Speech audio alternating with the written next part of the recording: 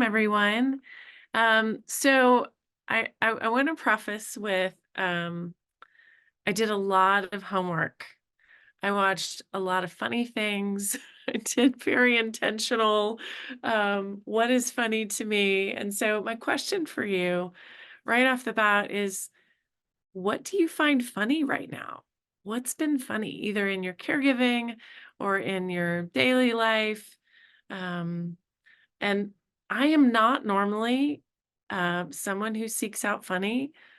You probably know if you've been coming to a few of these, I can be quite serious.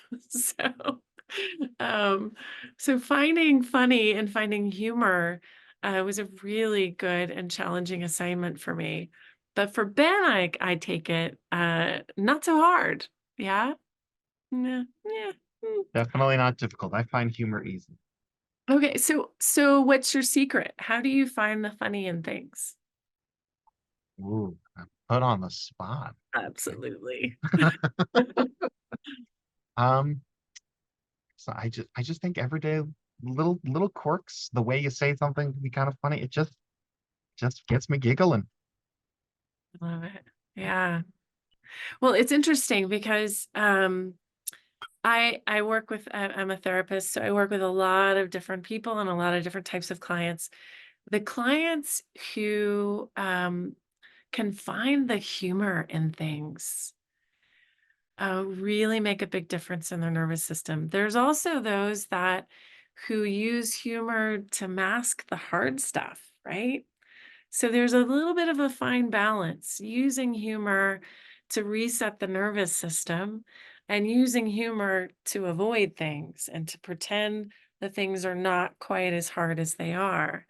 And I think we have to find a happy balance between those two. Recognizing when you're starting to use humor with things that are just we don't want to talk about or feel taboo or feel just too difficult. Um, Starting to recognize that in yourself or even other people when they start to do it, you're like, I'm on to you. I see what you're doing here. This is really hard for you. Okay. And then it gives you more strategies when you start to really pay attention to how is that my go to? Or is it not my go to at all? Am I completely lacking in humor? Everything is serious. That's something to take a look at as well. So today we're going to dive fully into this topic. I'm going to pull up my PowerPoints are not funny. So I'm just going to admit that right off the point, out of the bat. But You I don't will, think PowerPoints are funny. You're doing PowerPoints wrong. I probably am. I have no doubt about that. And Ben, from now on, you are gonna get to screen my PowerPoints in advance, just so that we can make them a little more humorous. Um, all right, let's try. Third time's the charm. Okay, there we go. Uh, and go. Perfect. So humor and caregiving, really, what does mindfulness have to do with that? And actually, it has a lot to do with humor.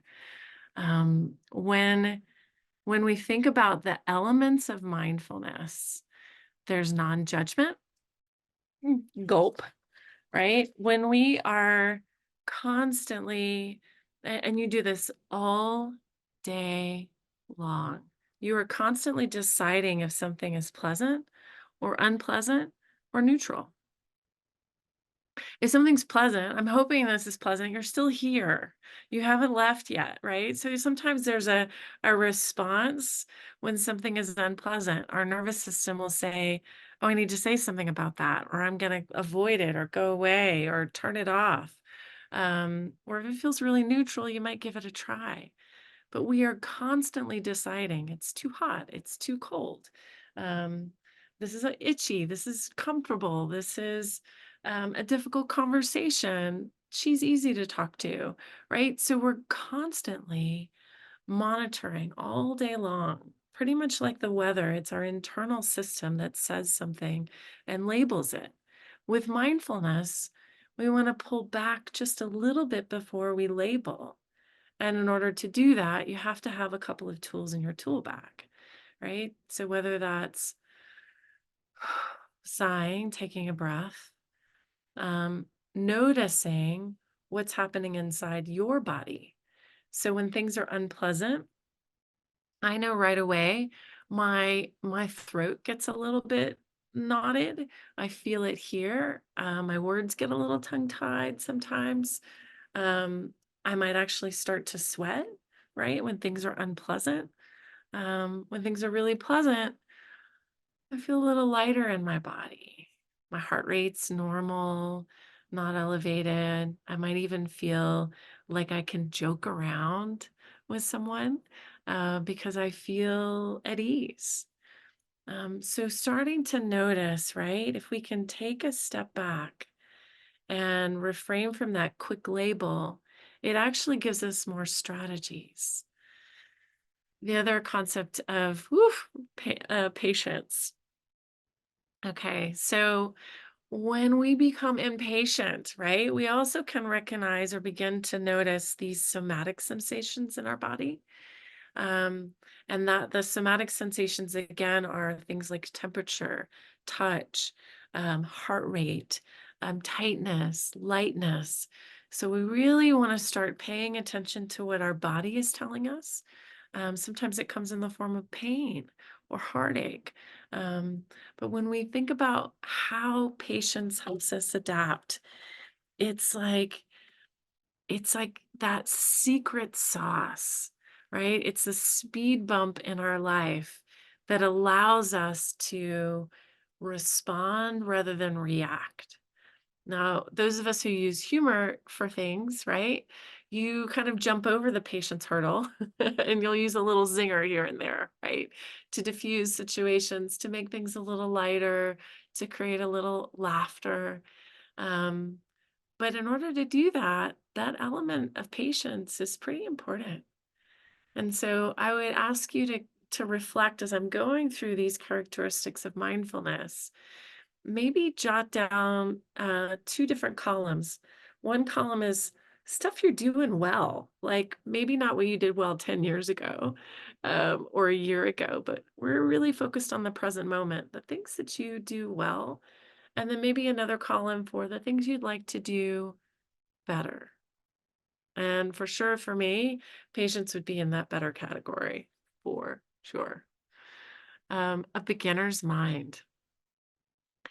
When have you, and maybe you guys can help me with this, thinking of a situation where you were learning something for the very first time?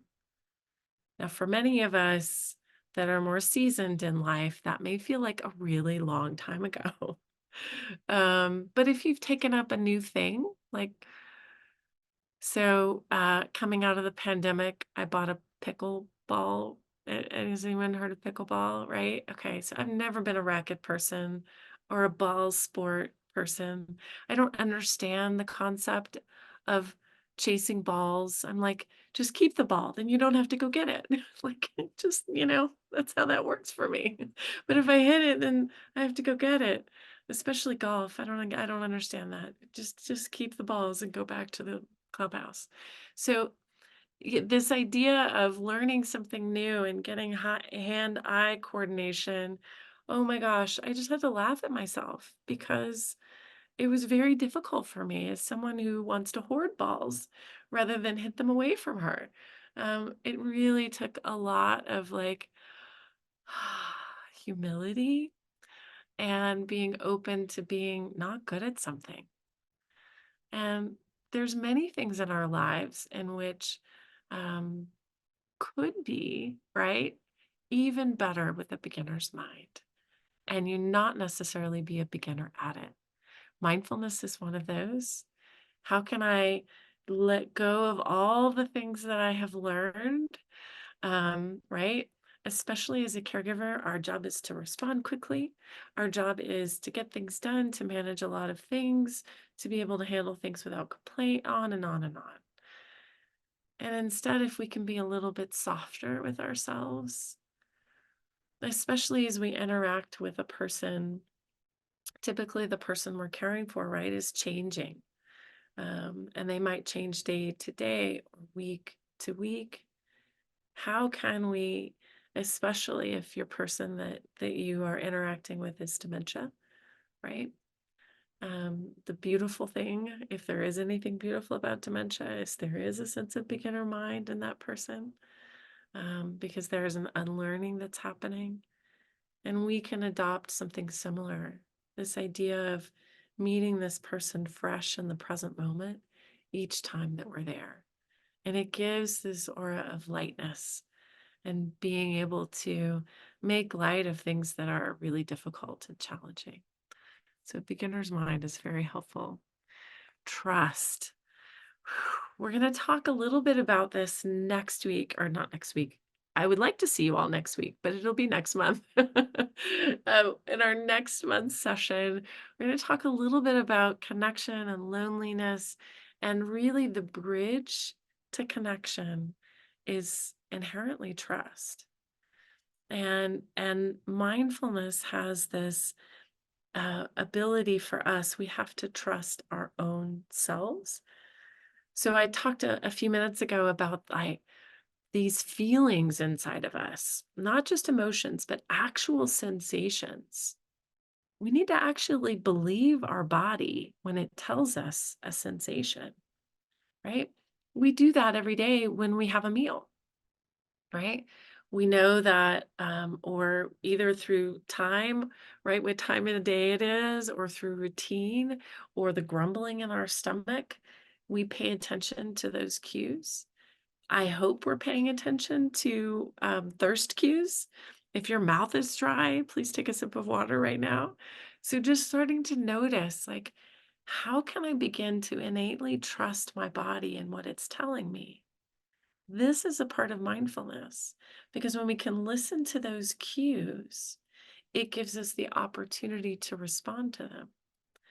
The same is true between two individuals and co-regulation. And we're going to talk about that in a few minutes and how that really plays a really critical part in in laughter. And you know what I mean when you've tried to land a joke and the person doesn't know you very well and it just doesn't land. Or if you try to text something and you're being funny and yeah, the other person doesn't get it, right? There is this just an inherent disconnect, and that has to be cultivated in order for individuals to trust each other. This idea of non-striving, that has to do with control. Anyone have any control issues? No, just me. Mm, okay, I'll just talk over to myself today. Um, Control, especially in caregiving, is probably one of the larger hurdles, right? A caregiver tends to want to manage all the different aspects. You want to know how this is done, how that is done, how the care is happening. Or sometimes we think that we're the only ones who can do it right or well. So, control has to do with this idea of um, really um, trying to get somewhere, trying to really make certain something happen. When we can let go of how things happen, things can be a little bit softer and we can find the humor in that, in this kind of meeting the day where it's at rather than over controlling the day. And acceptance, right? So really leaning in to how things are. In other words, reality versus how we would like things to be. So that idea of acceptance allows us to be a little lighter, softer with ourselves and softer with others. And last is just this idea of letting go. So many times emotions when they come, we want to hold on to it because it's super familiar. Whether it's anger, I don't know if it has anyone ever tried to make you laugh when you're really angry? Yeah, it's like, no, I want to be angry. I want to hold on to it. I want to keep that. because it's familiar. Stop. Um, when we really become a little less attached, right, to these emotions that happen to us, it really allows us to be more malleable in life. And we can look for more ways to make things lighter and softer. Um, yeah, okay. So really, I feel like I don't even need to go into the full benefits here, but I'm going to go over them very quickly. So humor and mindfulness helps us with the stress that comes with caregiving. It actually decreases stress. Humor, mindfulness, your stress goes down. All of this is research based. It increases your mental health. So when we think about being able to notice the funny things, create some light humor, watch something that's humorous, talk to a friend and have laughter, it actually promotes the immunity in the body and which improves our mental health, our brain health. It strengthens relationships, and I have family relationships, and that I say that loosely. It could also be our maid family, right? We have our family unit, but we also have those that we've adopted in our life or in our community, which are our maid families. I mentioned immune system, helping you stay healthy. It just is like a big autoimmune booster. It eases tension, right? Humor creates a sense of lightness, lighting the mood, and gives you enjoyable moments. You know, one of the really interesting things about memory, why we remember certain things, is because they're starkly different, right? They might be startling or surprising, or we remember things that are out of our routine that have happened. We remember things that shifted our nervous system. So that could be fearful things, but that could also be things of uproarious laughter. And I asked you earlier if you had, or if you wanted to add in the chat box, what's making you laugh right now. And I would encourage you to do that. And I'll share this with you. I was thinking back in the Rolodex, if anyone remembers Rolodex. I'm really dating myself when I say Rolodex. And the Rolodex of my memory, or the file folders of my memory, and trying to remember points of time that were just uproariously funny. And I think about the time that I got church giggles. Has anyone ever heard of that? Or it's basically funeral giggles, like laughing at a time and place that it's just totally inappropriate to laugh. And I was with a group, and we were learning something from a very important person. And the girl next to me, as we were chatting and talking, and um, we just lost it. It was such an inappropriate, serious time. And I don't even know why we were laughing. I can't remember. As I think back on it, it happened about 10 years ago. But I can think back and I can tap into that memory as a really good memory bank. Like a file folder I want to keep and hold close to me. It makes me smile. Like my cheeks are hurting from smiling just thinking about how we giggled and laughed for no reason whatsoever.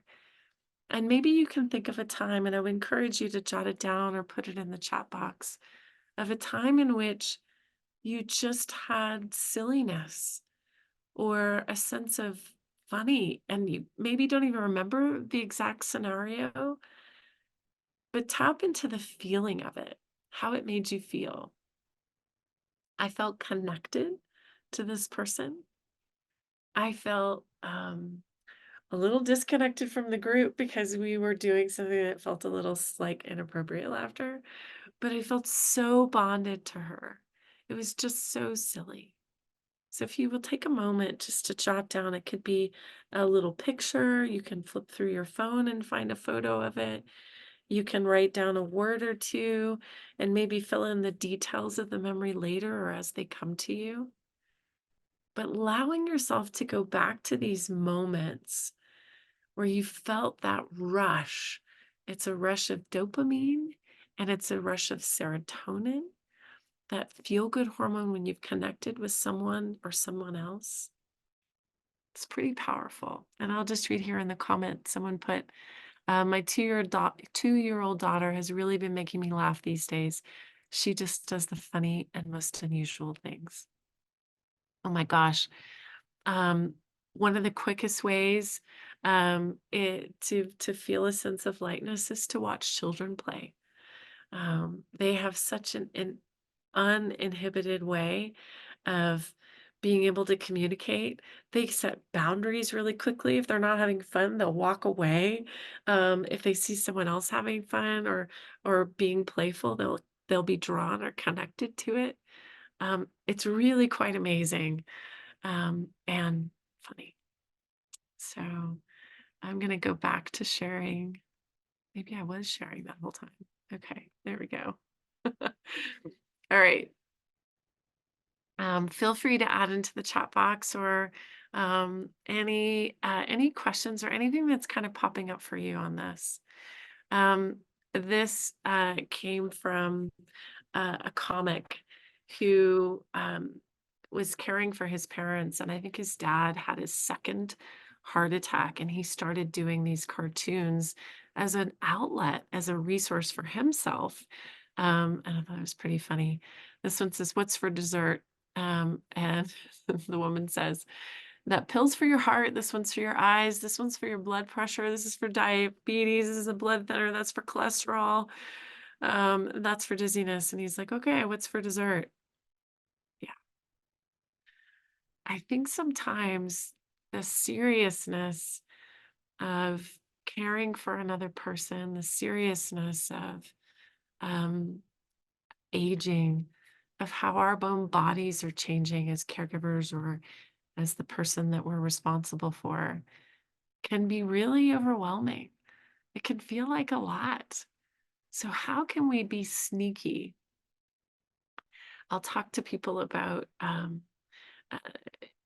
this idea of sneaky movement. There's also sneaky humor. How can we slip things in here and there so that our nervous system can reset and find the humor in it? I'm going to stop sharing just for a second and pull something up for everyone.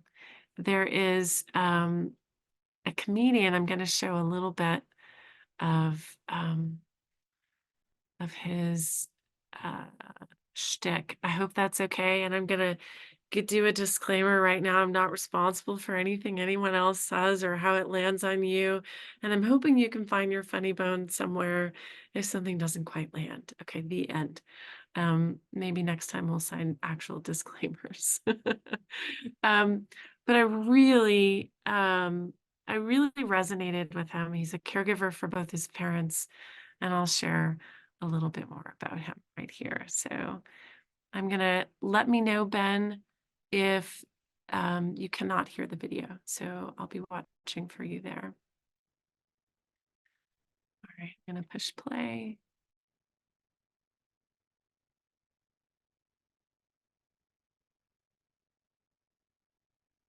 I'm excited to be here. You know, I got two kids. We can hear you. Ages 70 and 71. Yeah, my parents are adorable. Through my comedy, I'm able to make people reflect on what's on the horizon because it's like aging is a part of life. You can't escape it. It's just everyone's gonna deal with it. Either you're gonna need somebody to take care of you or you're gonna care for somebody. It's just how it goes. That's the duality of life.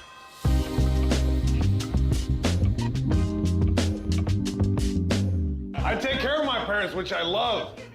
I love it. You know why? Because everything my parents told me as a kid not to do, as they're getting older, they're doing it now. I became a caregiver from a very young age. I was meeting with doctors, translating from my parents back and forth with the healthcare professionals. There was a lot of pantomiming, happening because I couldn't, certain words I just didn't know. My first language is Spanish, and I didn't have full command of English until around the 5th grade, and I kind of had to hit the ground running and figure it out quick, for the sake of my parents' health, really. You worry about your parents. I stress out, it's like I'm raising kids. I feel that's why I'm losing my hair. Look at this, I'm 26 with a comb over, look at that. Like on a windy day, my hair car dealership. Caregiving is very dynamic. It's never just one thing. There's a lot of things that need to happen, and those responsibilities and the day-to-day change all the time. But you gotta have a good sense of humor because things tend not to go how you planned, and sometimes you just have to laugh.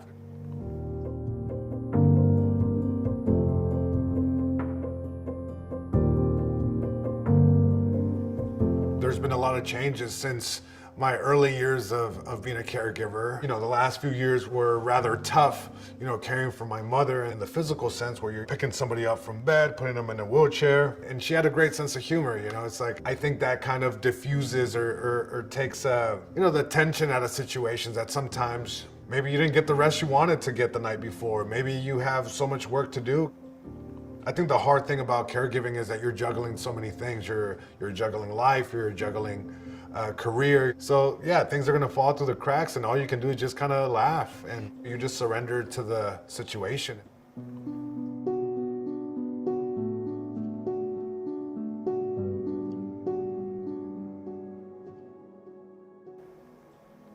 I think the biggest piece of advice I've ever received from my parents was like todo con calma, which is do everything with this energy of calmness. The way I received that is take a breather. You know, it's like you can never be so busy or so in a rush that you can't take a deep breath. I was a caregiver for so long for both of my parents that now with my mother's passing, there has been a shift to being more of an emotional caregiver, especially for my father. And there's a saying in comedy that pain is funny and funny is pain. And I do believe that as a stand-up comedian, you kind of talk about these unfortunate situations and what went wrong, what'd you do, what silly situation. So I think being a caregiver does make you look at life in a very different way. If you have a thing that allows you to be creative, I think as a caregiver, that's important to put time into it, invest time into this creative thing because it does help you. I don't know where I would be, you know, if I didn't have comedy as an outlet to deal with everything that I've been dealing with for years, and especially most recently. I will say that caregiving is a privilege. As tough as those situations are, I can guarantee you that looking back, it's time well spent. I'm very grateful for the time that I had with you know, my mother, and I'm grateful for my dad. Yeah, it's a privilege, remember that.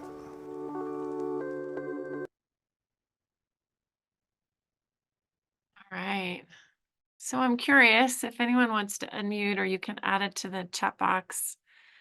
If you can relate to his experience, how you feel about using humor. And of course, he's a comedian, so a little easier for him than some of us who are not. But I would love to hear from a few of you some reflection.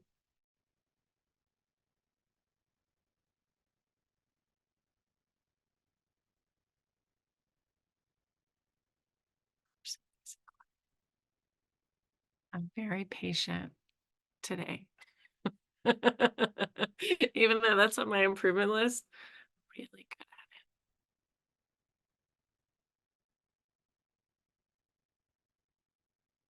If you have not heard of this comedian, we'll send the link into the follow-up. And I've watched some of his other sessions, and found them really, really sweet and endearing. Um, one of the jokes that he talks about, I'm gonna butcher it, but here we go. How after his mom passed, his dad was diagnosed with a type of cancer, and he takes his dad to the doctor, and the doctor says, here's the scans and here's the information. Can you explain to your dad, you know, because he doesn't speak English, can you explain to your dad that, you know, he has cancer and this is his diagnosis? And his dad says something back to him and pushes the paper back. And he's like, no, it's not true. No, I don't have that. No, nope. I am not going. I don't have it. Sorry. It's just a scam. You're trying to scam me. So his dad was always throughout his life just thinking that people were out to get him because he did not speak English. But so he said the reason his dad survived cancer, he's like, he just never decided to believe he had it. Okay, the comedian told it much funnier. I'll not give up my day job, I promise. So I'm going to read a few of your comments here. I needed to hear that reminder that caregiving is a privilege. Yeah, I never thought of caregiving as being a privilege, but it is. Yeah, absolutely. And I think I don't know how many of you can relate to this. Caregiving is kind of like a tornado, and you're just kind of reaching through the tornado trying to catch things that are blowing away. Sometimes I have that visual, especially as a sandwich caregiver, that there's like so much happening and so much going on, and what can I just kind of batten down, and what needs to be saved today. And if I can imagine myself instead finding the eye of that storm, then I can actually decide what's more important. So if I can find some way to either be still, find some humor in it, take a respite, take moments, like he said, you can take a breath. There are moments where you can actually just exhale. And it's that eye of the storm where you can get more perspective and have more choices on what you do with it. Yeah. So here's some of my curiosity today. What are you, or what can you watch, listen to, read that make you laugh? And you can add it in the chat box. I'll tell you some of my research that I did for this. Um, I actually listened to a fictional book about a comedian who told a story about a breakup. I can't even remember the name of the book. Um, but it's not my normal genre.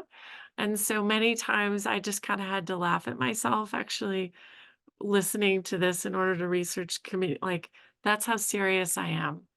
So I had to find a fictional book about a comedian and try to find some funny in it. And then I did end up laughing about it. I also watched some shows on TV of like stand up. Has anyone ever watched? There's a bunch of them now.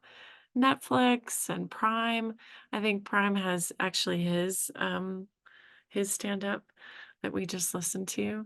Um, that would normally not be me. Oh boy, am I really outing myself as way too serious of a person when you guys probably watch comedy all the time? Okay, maybe not. Um, yeah, so someone put they look at Far Side cartoons, Monty Python. Good. Nice. Um, I actually put in I don't know if anybody they call it doom scrolling. So if you're scrolling and it's actually making you feel worse about your life, you can do the opposite and you can funny scroll. So you can put in the search bar, right? Whatever it is plus humor or whatever it is funny, um, and see what pops up. Someone put, I've learned to treasure a time I had with my mom, and we can laugh at ourselves. Like when she didn't realize my sister was my sister, and she just thought we were good friends. I have to have fun. Yeah, I get to have fun and experiences that no one else will understand or have. Yeah. And that would be really hard to do without being able to step back. Yeah, please share. I would love that. Hello. Yes, I can hear Yeah, you. yeah. Hey, I'll tell you what happened yesterday. We went to the park yesterday, me and my wife, and we were watching these kids slide down a AstroTurf bank with cardboard. They were sitting on the cardboard and going down the slide. And this one little girl, she was probably 5 years old, and she was really strong-willed. She wanted to do it this way, you know. They usually sit there with, and then they pull the cardboard up in front of them and hold on to that, and they go slide down the bank. So this little girl, she said, "No, I want that down. You know, I don't want that down. You know." So she pushed her down the hill, and she slid off the cardboard. I didn't see her either, you know, but it was so funny to watch her go down that slide, and she wanted to do it her way. You know, that's the way she was going to do it. You know, so yeah, it was pretty funny. Oh, that's awesome. That is Mm. awesome. Thank you, Eugene, for sharing that. That is like the perfect example of just witnessing somebody else and just pure laughter. Yeah. Thank you so much for sharing that. Yeah. I I went sledding with my goddaughters and just getting I haven't sled since I was a kid. And they found it really funny. They have a video to prove it, but I'm not going to show it to you. Might have been very high pitched squealing involved. I'm just going to say, yeah. So finding, right, finding these little pockets and moments. I mean, if we're all honest, we're scrolling sometimes anyway, and we have a choice in what we look at. We really do. We can turn off the things that perpetuate fear or anxiety in us, and we can turn to things that help us feel better and help us feel more connected. So we can find the humor in life. I love that Eugene shared that. He was just happened to be in the park and found this situation really hilarious. Um, Yesterday, my dog, he's an elder and he needs lots of care. He's 13. And when he needs to go out, he's got this little communication with me. But when he needs to be pet, he'll come and he'll put a paw. And then, so we play a little game where I'll kind of push it off and he'll put it back. And I'll push it off and he'll put it back. And then I'll put my hand on top and then it just plays this little game. And, I have to smile, right? We all want that connection. The other thing that in my experimenting with finding humor, I've started reaching out to friends I haven't talked to in a long time.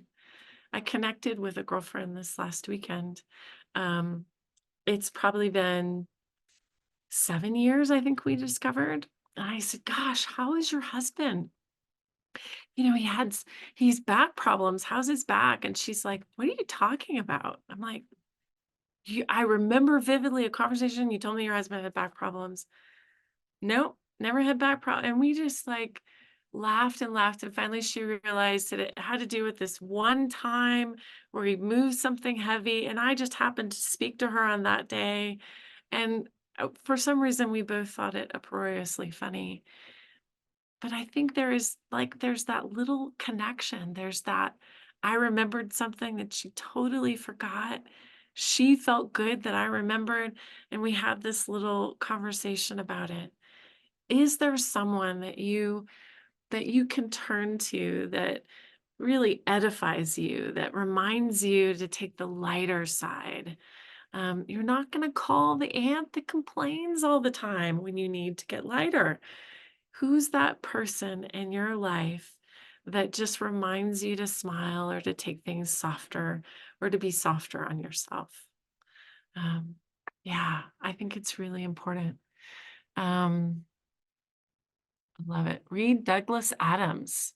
Okay, I think you're going to need to explain more, Ben, about that. You can either unmute or put it in the chat. Hitchhiker's Guide to the Galaxy. That's his book. Oh, I Yes. didn't A understand. very, very fun book that makes you laugh. Got it. Okay. Okay, cool. All right. I know this is coming back to a platitude, but it is nearly impossible to laugh if we have not had sleep. Well, I don't know, maybe. Sometimes things are funnier when we haven't had sleep. But if we've not had sleep, if we've not eaten, we're hangry, right? If we haven't taken care of ourselves, if we feel utterly depleted, it's very difficult to find the humor when we're not caring for our own vessel and ourselves. And so I would love for you to make a third column of maybe jotting down a couple of things that you need to do just today. Maybe it's go get a glass of water. Maybe it's stand up and stretch. Maybe it's phone a friend. But something that you can set an intention to do today that will create, right, a sense or an intention toward that self-care. It's huge. And it's nearly impossible to caregive when we're depleted. The same with finding humor. It's really, really hard. Share my screen again. Let's see. Oh, no. Go on. Okay. I think some of these I've already mentioned, but we'll just go through them quickly. Right? Humor and laughter plays a role in creating a safe environment. So when we're co-regulating with someone else, we're attuning to someone else, when we feel safe, things are a little bit funnier. Humor lightens the mood. It allows us actually to improve, right, our brain. It clears or sweeps away those things in which we become wired so negatively toward. And we know that with the new brain science, we can rewire parts of our brain and have a different neural adaptation. So humor can become a practice. Giving yourself permission to notice when funny things happen, like Eugene said, and encouraging the person you care for to do the same thing. It decreases tension in the room.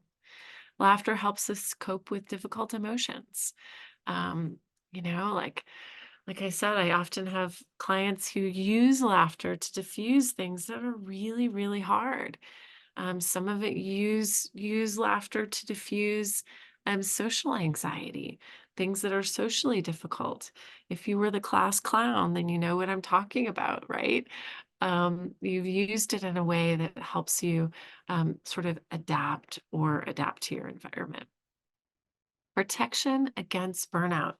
Humor is a way that can keep us putting one foot in front of the other.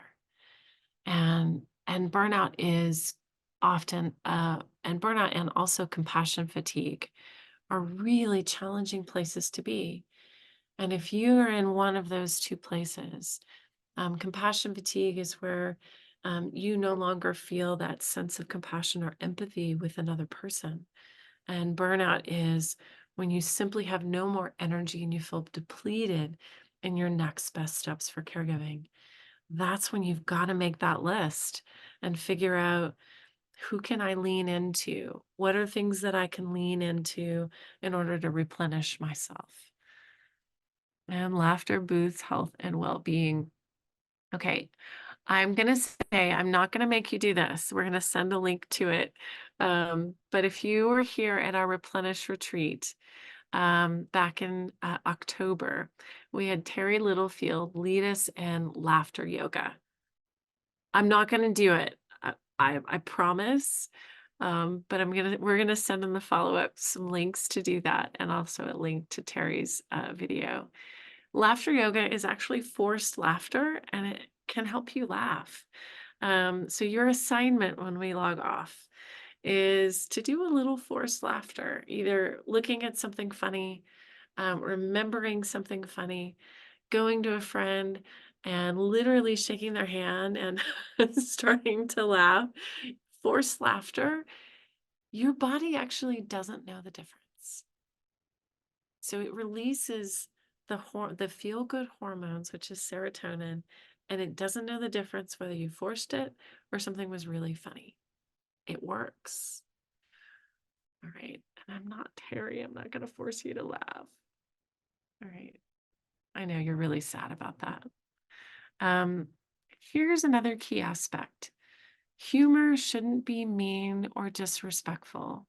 So what happens when humor is made at the expense of another person? It actually creates disconnection rather than connection. And what you're scrolling and laughing at in your own time that you do not share publicly, right? That's your own sense of humor. But if you're trying to connect with someone else, um, oftentimes we use like self-deprecating humor, right? And if we have a good, healthy self-esteem, that might be fully appropriate. But when we use humor in a critical way or to criticize others, what happens subconsciously is the other person puts that in their bank of distrust. So we want to make sure that the humor that we use actually helps us form a connection with others, so it doesn't break that bond of trust. Um, and sometimes that comes in ways of being self-deprecating or ways to like look at the funny so that it doesn't actually poke at the character of the other person that we're with. So those are just some things to be mindful for. Connection is powerful, and you actually have power to connect with others. You can do that with lightness, with a smile, with a compliment, with I mean, you heard me earlier. I'm not funny, but I told a funny story and some of you kind of smiled, right? So you can try. Like I'm perfect testimony. Like just even the effort can get you to smile or someone else to smile. Um, it's okay if you butcher the dad joke, even if you're trying to be punny and you're not really funny, a punny person. The effort is what creates the smile oftentimes and the connection.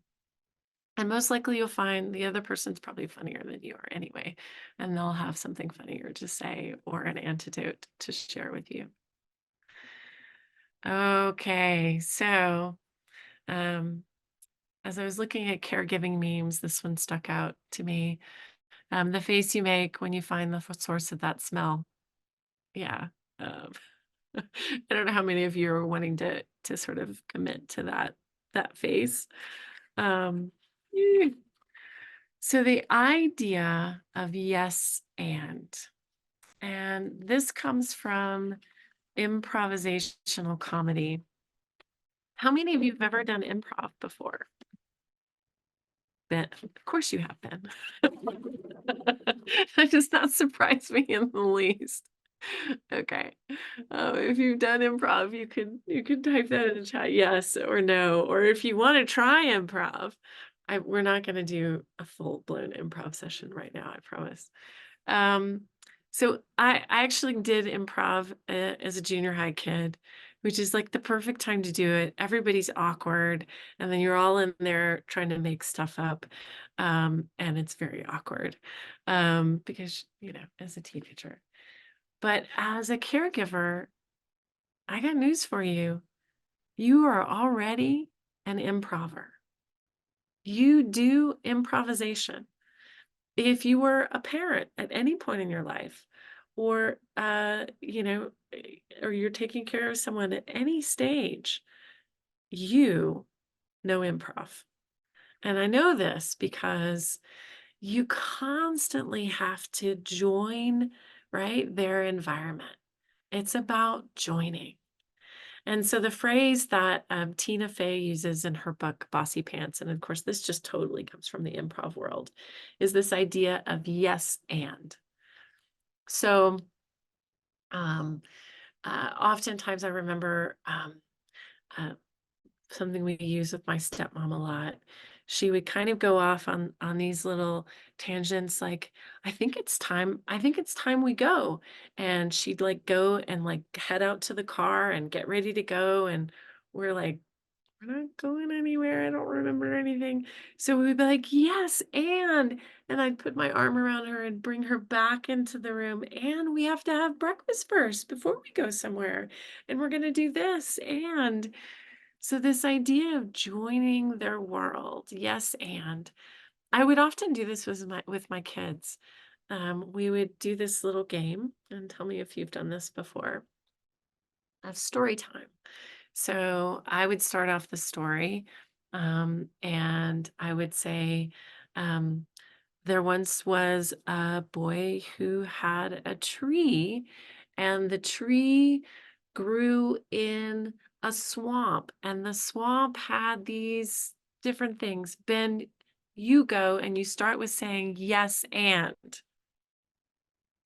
Yes, and the trees were very tall, and the sky was very misty.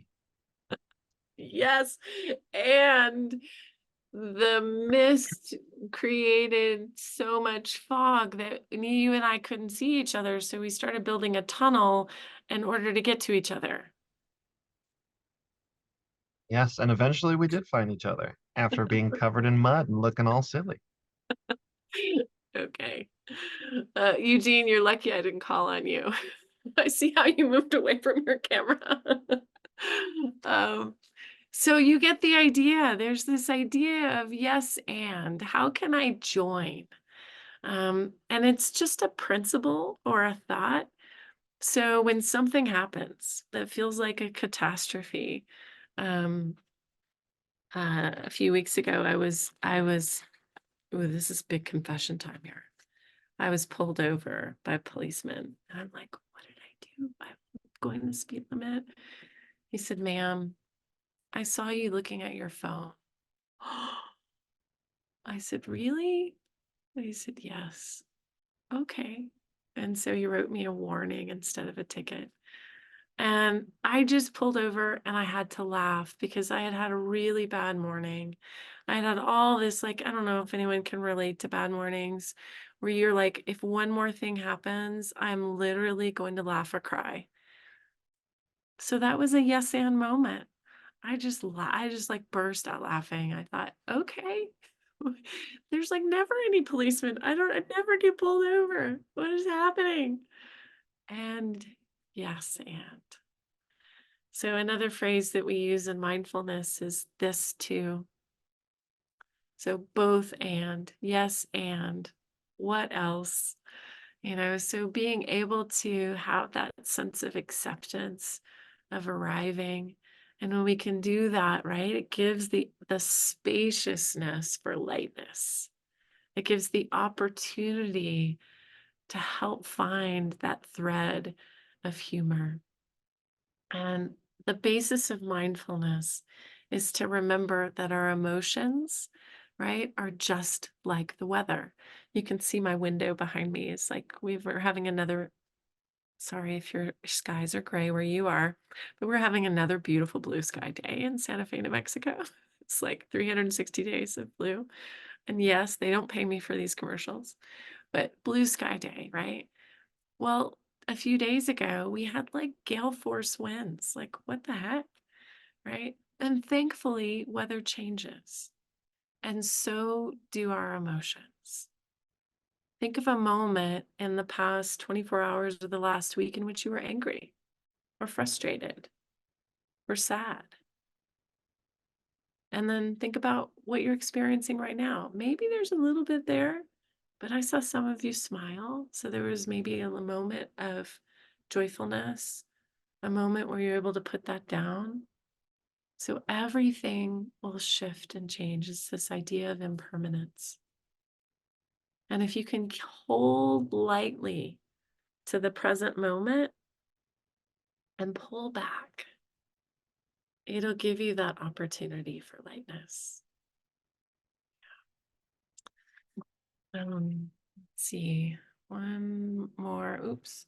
Escape. Where am I? Okay.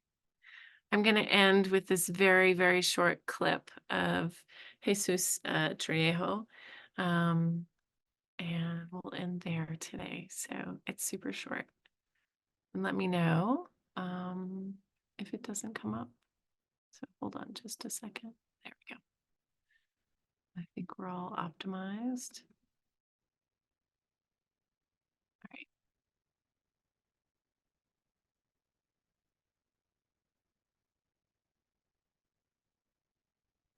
Oh, he's going to think about it. My parents. It's like, because I'm a caregiver at this point. I'm a caregiver to my parents. It feels like I'm raising them. Everything they told me not to do as a kid, as they're getting older, they're doing it. Staring, they love it. They just stare for no reason. I remember once eating with my mom. We're sitting there. My mom out of nowhere stands up and goes, "That's an ugly shirt that guy has." I'm like, "Awesome, for sure." He heard you. I look over there. The guy's giving me the what the hell hands. He said, "What the hell, man?" I'm like, "I'm sorry, sir. She's little. She don't know." Trying to raise her right, you know.